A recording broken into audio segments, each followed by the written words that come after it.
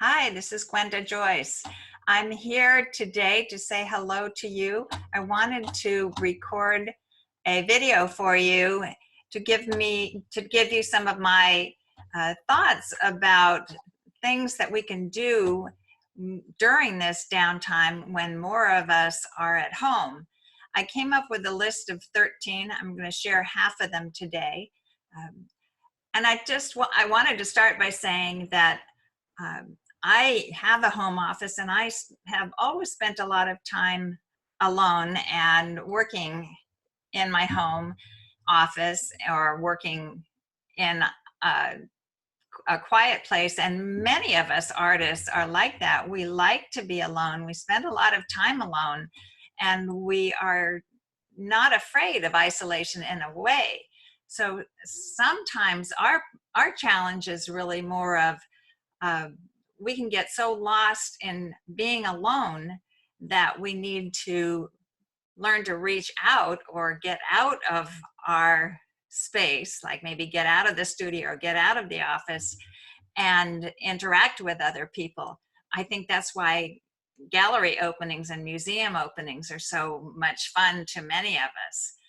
So, but I did put together a list of some things that we can do to keep ourselves busy and make use of this downtime.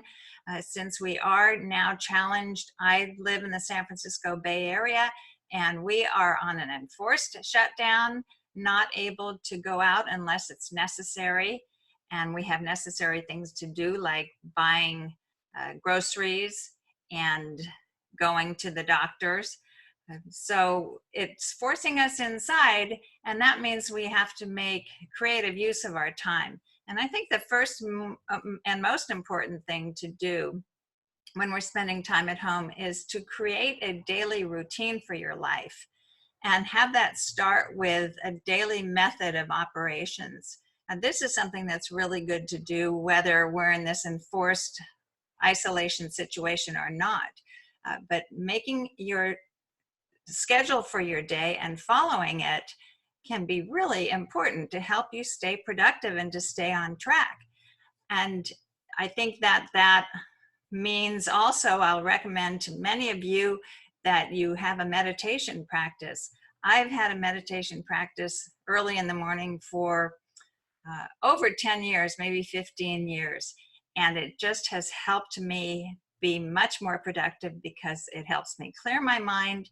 And during that meditation, I plan out things that I want to accomplish during the day ahead and during the months, the weeks and the months ahead, and even years ahead. And it's proven that when we plan things internally and we visualize them internally and we take care of them in our meditative state beforehand, it's much more likely that it will actually come to pass when it gets out of our bodies and we start working to implement these things in the real world. So have a practice, a daily practice. Make sure that you are planning your days and keep a routine going. I think that's number one, most important thing to do right now. The second is to continue to have an exercise program where you get up and you're using your body at any time of the day. You might have to do an in-home exercise program. There are a lot of things that can be accessed online. And if you don't want to get online and do an exercise program, then just going out and taking a walk is a really good idea. And part of that, I'm going to extend number 2 to practice gratitude. Be grateful, be thankful for your body, your health, the fact that we are here, even though we're challenged, we are working it out and we are staying safe with serious attention to a routine that will hopefully allow this to pass quickly and with as little damage as possible in the long run. So be grateful, make that a part of your day as well. Now, number 3 is to remember to reach out to people. Reach out to people with in ways that you might not have reached out before. Pick up the phone and have a conversation. Plan a meeting on a video conferencing channel, with Skype or FaceTime or Zoom. Have a chance to connect with people. This is possible to do in groups. Even if you had a group that you were going to be a part of and everyone has to stay home, you can still make connections that way.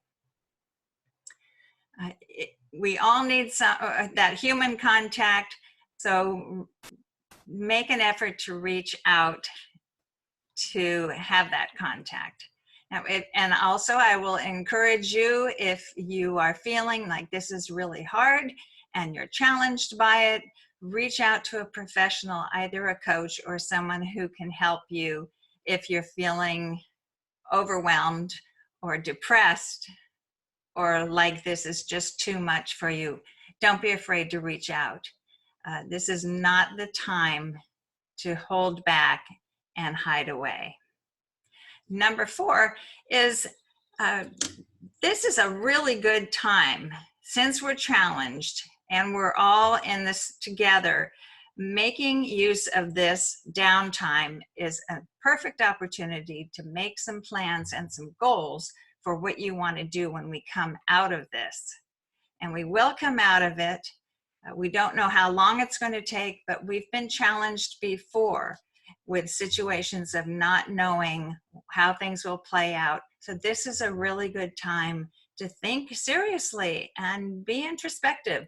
What are my options here? What's the most important thing to me? And how do I want to lay the foundation now for some of the things that I want to implement down the road, even if it's a month or 3 months, 6 months, or a year. Taking time now to lay the foundation, make some goals, and really make some plans, plan things out for what can happen. Now, the best and most successful entrepreneurs have a good lesson for us. And they are the kind of people who are really realistic. And one of the things that is a trait of most entrepreneurs is that they will make a best case scenario, a possible case scenario, and a worst case scenario. And they will come up with plans for each one of those. I know the worst case scenario is really hard to face, but it's good to have that in mind. It's good to have that thought about what if the worst case scenario comes to pass. But don't stop there. Make sure you also have a middle case scenario and a best case scenario that you have planned out, because we don't know, and any of one of these is a possibility. And so for my 6th and final suggestion for today, I want to suggest that you have and work on and maybe even finish a creative project. We are creative people and we need to express ourselves constantly. We need to have something to do daily that gives us a chance to nurture and express our creativity. So again, now's not the time to drop that. Maybe you're not able to go to your studio. You still can do smaller term creative things in the comfort of your home, in a different space. You still have the opportunity to be creative. So I encourage you, don't give that up. Still make that be an important part of your life. And even as a thought or a suggestion, you might want to take this time and turn it into a creative project. New challenges we're being faced with new challenges, things that are coming up we may not have experienced before. This is perfect material for turning it into something that we can creatively express. Artists are so connected to our world. We can turn our attention to what's going on now and turn it into a creative project and have some sort of productive outcome come from that. So those are my top first six of the 13 suggestions that I have for you. I will continue this and give you the second half later on. Thank you so much for joining me. I'll talk to you soon. And be well. Wash hands, isolate, take care of yourselves. Be well. This is Gwenda Joyce, the Art Ambassador. Bye for now.